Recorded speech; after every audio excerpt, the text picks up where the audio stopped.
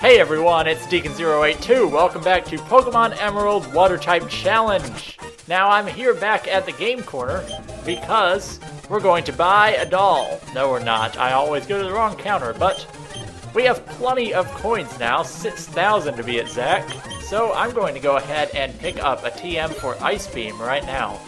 We can get another one rather soon because we've earned so many coins lately. So because the next gym is a flying type gym, I think it might be helpful to maybe teach Ice Beam to somebody for now, because we can get more of these later, and as you can see, everybody can learn Ice Beam. I think I'll go for Stamps for now, because Stamps actually has our highest special attack stat on the team right now. And I mean, I would like to keep Supersonic, but unfortunately I don't think we'll be able to unless I get rid of Wing Attack, which is still nice to have sometimes. I think I'll get rid of Wing Attack because we already have a Flying type move, and Supersonic could be helpful in some situations.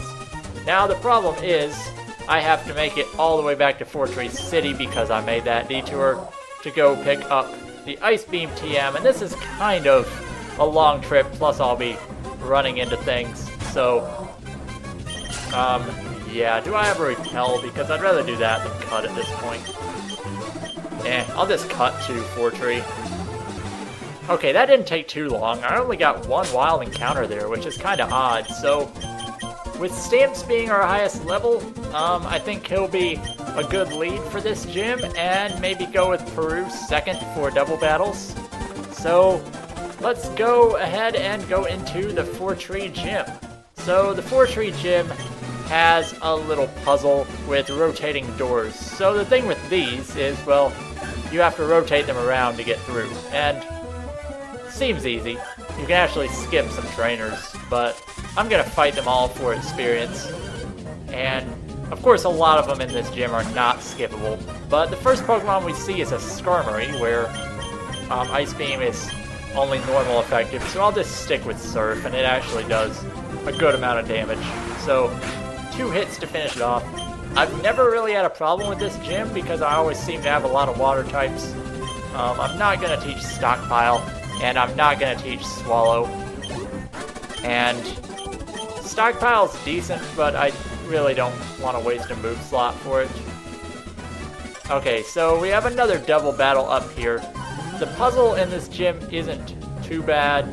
There are a few tricky spots, but a lot of these trainers have a ton of Pokemon, and really easy to take down. You could probably just surf them all to death. I think Swablu is more of a threat because it has Sing, so we'll focus on taking it out first. Yeah, Doduo, it can use like Fury Attack and stuff, but I'm more wary of Sing at this point.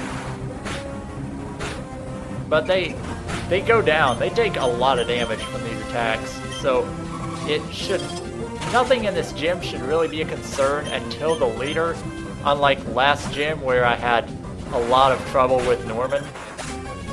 Sorry about that, where I had a lot of trouble with the trainers up to Norman, where we actually died on one of the trainers before the gym leader. So that didn't go too well the first time, but this gym, we shouldn't have much trouble taking on the trainers here. We actually get a critical hit on Skarmory, which means one last Pokemon. Nope, that's all they have.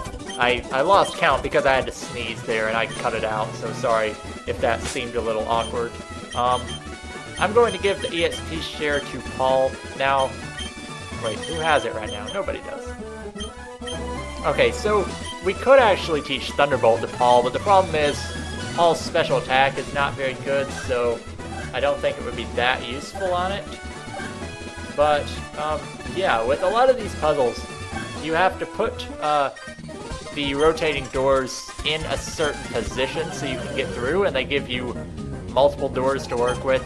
It's not too difficult, but it can be a little disorienting at times. So I'll do the same thing I did before and try to take out this Swallow because it's more threatening because of its higher attack stat than Doduo. And Next up is a Xatu. Xatu, we haven't seen, and a lot of people forget it's in Hoenn because it's only available in the Safari Zone. Xatu is a Psychic and Flying type. It doesn't have much in terms of attacks because it doesn't get Psychic for a very long time, but it has Future Sight, which attacks 2 turns later and is pretty strong. So, next up is a Pelipper. It's probably going to protect, so there's no point in really doing anything here. I'm going to fly up. Oh, it's going to use Mist, so it'll probably protect on this turn when we're flying. It doesn't. Wow. Okay, I'm just going to say this. We have not had a Pelipper protect this entire run. Which, actually, that might be a lie, because I only remember 2 Pelippers specifically. And neither of those 2 did. So, maybe that doesn't say anything. I guess Stamps is getting a little low on health, so we'll go to Jex. I don't even know the names of my Pokemon, but close enough. Next up, Birdkeeper Darius with a Tropius, and we have Jex, and it's a Grass type, so this really not a good situation. I'm going to use Amnesia just to see what it has. Yep, Razor Leaf. So Amnesia was a pretty good move there, because we can actually... Now this is all for nothing, because we're going to have to switch. Because I don't see us doing any damage to it with Surf, so I'm actually going to go to sleep here. And then we're going to have to switch into Stamps to finish this off, which means we'll probably die on the switch, unfortunately. Yep. Well, that did not work so well, because this is a tough spot now, because we do not have anything with a super effective move unless I use a Revive. So I'm going to Dragon Rage it, and maybe we can kill it in 3 hits really easily.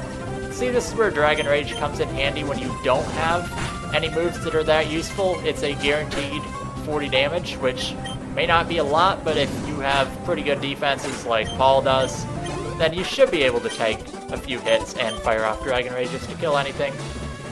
It's not something I'd want to rely on, though. So what we have to do is push this one upwards. And then, well, that did not work. So you have to push this one over here so you can push it down. And now we can come through here. Oh, not quite. Yeah, there we go. And now we're at the gym leader, but the Pokemon I trained up for this gym is fainted. So I'm going to go back and heal, and we'll have to do the puzzle again, which isn't too bad. I don't know if I need to show it a second time, so I think I'll just meet you back at the gym leader. Okay, I was wrong on us not having a super effective move because I forgot about Rollout. So, because I never like to use my best Pokemon first in a gym, just because if I get bad luck and Pelipper dies, then we don't have much to work with, I'm going to lead with Taiwan and set up a Rollout, and we're going to hope we don't get too much set up on us, because Winona is a pretty tough battle in Emerald. She leads off with a Swablu that likes to sing, so I'm going to hope we don't get put to sleep by this guy. Okay, it's got Perish Song, so we are dead in 3 turns, so we either have to miss with Rollout or hit all 3 times and kill her next Pokemon. So, which one will happen?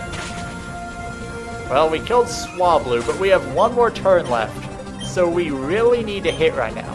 We can actually switch out, and I think I might do that. We can switch out in between Rollout and go to Stamps.